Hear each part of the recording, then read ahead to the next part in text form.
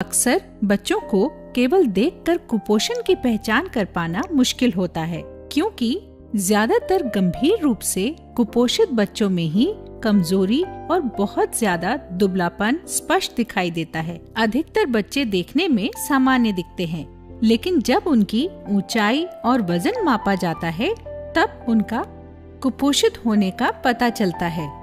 कभी कभी बच्चों का चेहरा सामान्य दिखता है, लेकिन उनका पेट बड़ा और फूला हुआ लगता है। इसलिए प्रत्येक बच्चे का प्रति माह वजन, ऊंचाई या लंबाई मापना अनिवार्य है, ताकि कुपोषण को समय से पहचाना जा सके। ठीक कहा ना डॉक्टर दीदी? हाँ कविता, इसलिए नवजात से लेकर 5 साल की उम्र तक के बच्चों में कुपोषण के प्रति सजग रहना बहुत ही जरूरी है, और उसके लिए एंथ्रोपोमेट्री एक आसान सा तरीका है।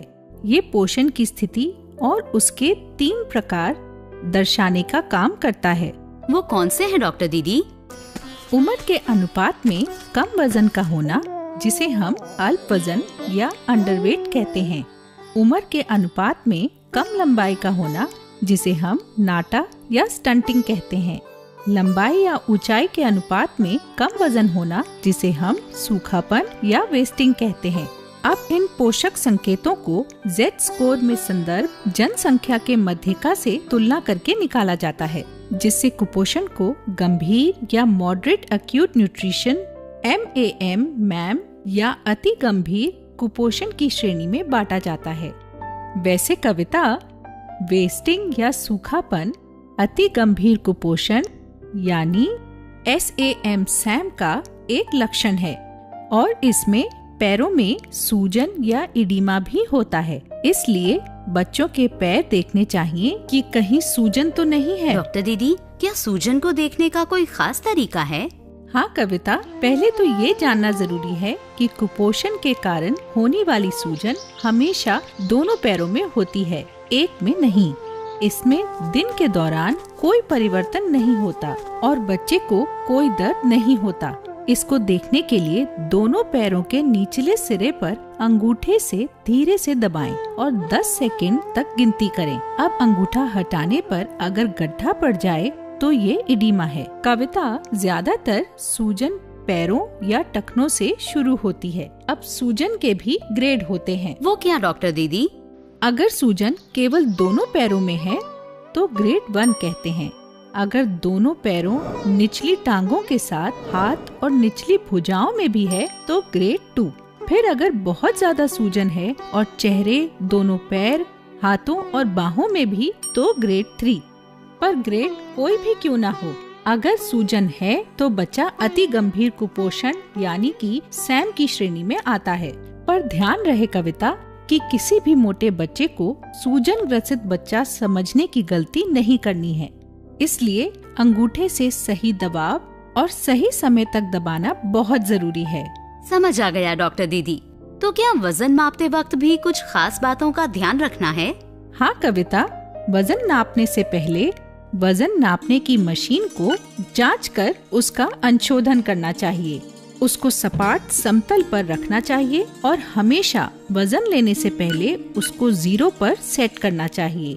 फिर बच्चों के कपड़े उतार कर वजन लेना चाहिए, पर उन्हें ठंडा ना लगे एक कपड़ा बिछा देना चाहिए। मशीन को फिर 0 पर सेट करके तब बच्चे का वजन लेना चाहिए और 100 ग्राम के गुणांक में वजन नोट करना चाहिए। और लंबाई के लिए? लंबाई या ऊंचाई नापने के लिए 87 सेंटीमीटर से छोटे बच्चे के लिए खास उपकरण इन्फेंटोमीटर का उपयोग किया जाता है। डॉक्टर दीदी, ये इन्फेंटोमीटर क्या है? हाँ कविता, ये एक तरह का मापन बोर्ड होता है जिसको धरातल पर रखा जाता है। इसका शीर्ष भाग होता है और एक सरकाने वाला निचला सिरा होता है। इस पर बच्चे को लिटाकर उसके पैर सीधे करके तब उसकी लंबाई नापी जाती है। इसी तरह 87 सेंटीमीटर से ज्यादा लंबाई वाले बच्चे या 2 साल से ज्यादा उम्र वाले बच्चों के लिए स्टेडियोमीटर का इस्तेमाल करते हैं। नापने वाले बोर्ड को समतल धरातल पर सीधा खड़ा करके फिर बच्चे के सिर, कंधे, कूल्हे, घुटने और एड़ी को बोर्ड से स्पर्श करते हुए खड़ा करके लंबाई नापी जाती है। समझ गई डॉक्टर दीदी।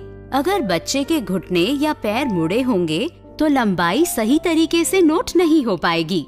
इसके बाद फिर क्या करते हैं डॉक्टर दीदी? इसके बाद बच्चे का वजन और लंबाई को इस तरह के वृद्धि या ग्रोथ चार्ट पर अंकित किया जाता है। देखो, इसमें बाईं ओर के नीचे से ऊपर जाने वाली सीधी रेखा बच्चे का वजन दर्शाती है और निचली सीधी रेखा बच्चे की आयु। अब बच्चे के नाप इसमें अंकित करके वो बिंदु देखनी होती है जहां वजन और आयु की रेखा मिलती है।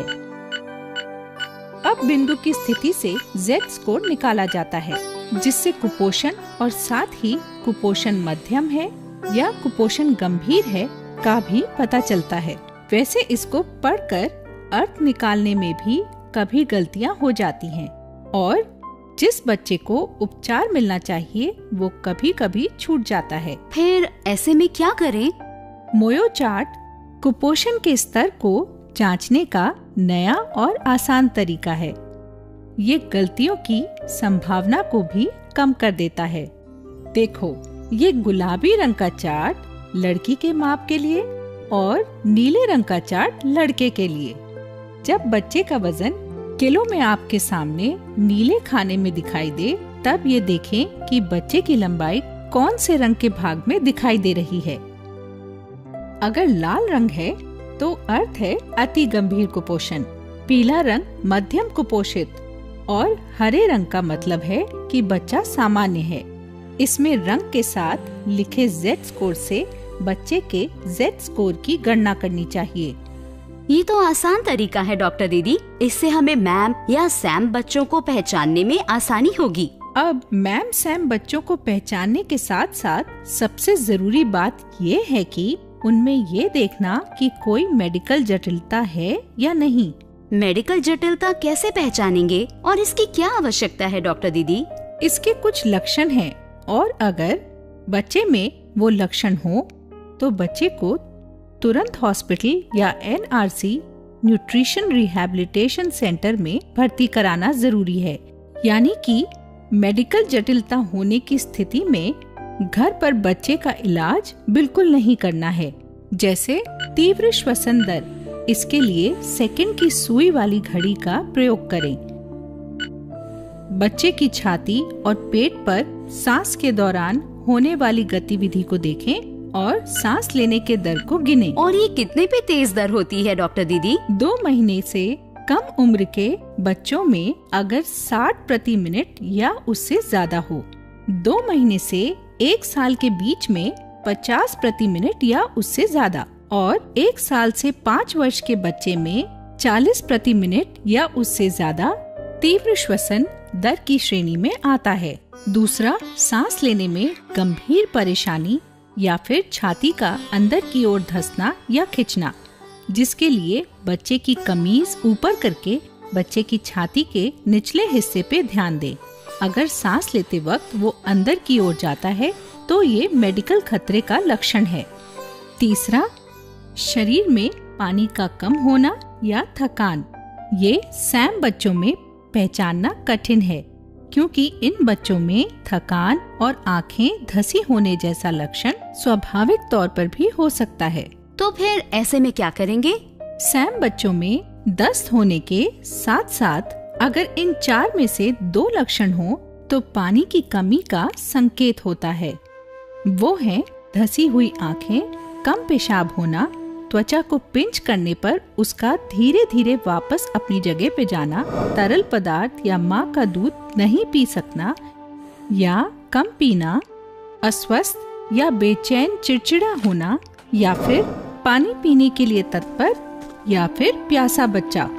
इसके अलावा बच्चा मुंह से भोजन लेने में असमर्थ हो या फिर हर चीज उल्टी कर रहा हो, बच्चे को ऐंठन या दौरे पड़ रहे हों, बच्चा बहुत सुस्त या बेहोश हो, या फिर अगर बच्चे को बुखार हो या शरीर ज्यादा ठंडा हो। इन सभी परिस्थितियों में कभी देर नहीं करनी चाहिए और बच्चे को तुरंत NRC में लेकर जाना चाहिए।